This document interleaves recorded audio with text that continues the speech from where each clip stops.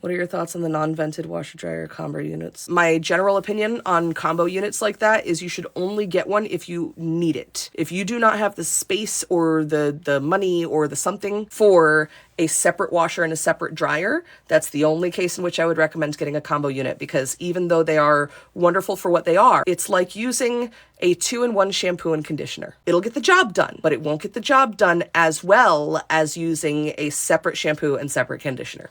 That's how I feel about it. Use a 3-in-1 body wash, shampoo, and conditioner. So I'm not saying that you can't use that. It still gets the job done. But I will tell you that you will have better results if you use separate products.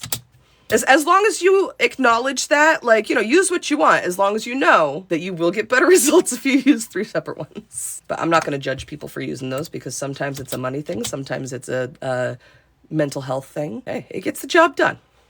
Like the new GEs. So far, I like the idea of it. I like that they have actually changed some of the design elements. They're the only brand that makes the washer dryer combo, first of all, as big as it is. Second of all, with the door tilted a little bit for airflow, for things to properly dry. So like they did that to specifically address the fact that it usually takes a lot longer for stuff to dry in a washer dryer combo. So I like that they did that. And I like that they have the dispenser things for both detergent and fabric softener. I don't love fabric softener in general. They're the only one that I know of. They're the only brand that I know of that have an auto dispenser for their fabric softener. The biggest issue with fabric softener is that people overuse it. So if there's an auto dispenser that makes it so that you can't overuse it, it's not a bad thing.